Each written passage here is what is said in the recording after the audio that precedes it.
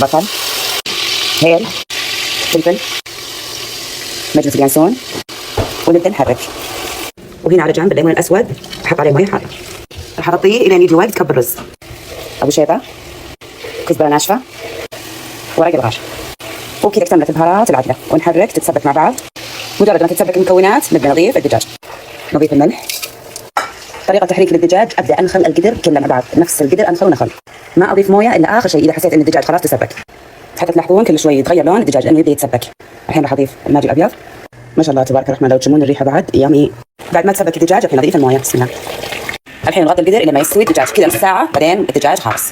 طلعنا الدجاج الحين حطيته في القلاية الهوائية عشان يتحمر. راح أضيف بهارات قليلة، شوي كمون وشوي فلفل أسود وشوي كركم وشوي زيت، وإلى القلاية يا جميلتي. بعد ما طلعنا الدجاج الحين نكب الرز. في كبينا الرز، لو تلاحظون ما أشوف حبات الرز، لكن لو في القدر الكاتم لا ضروري تشوفين حبات الرز.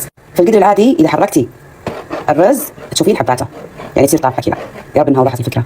أما بالرز الكاتم لا، تصير الحبات طافحة شوي. الحين الموية موزونة والملح موزون.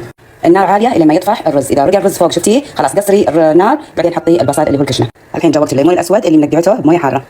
الحين كذا تنشف الرز، نضيف الكشنة. وهذه كشنتنا ما شاء الله تبارك الرحمن. الحين نضيف ملون الطعام في جهتين أو 3 جهات. الليمون الأسود برضه. بعد ما أضفنا ملون الطعام والليمون الأسود الحين نسكر الغطاء إلى ما يبوخ القدر. الحين نضيف الزركش ونفتح القدر. شوفوا الميكس تبارك الرحمن العجيب، ميكس الليمون الأسود مع ملون الطعام تبارك الرحمن.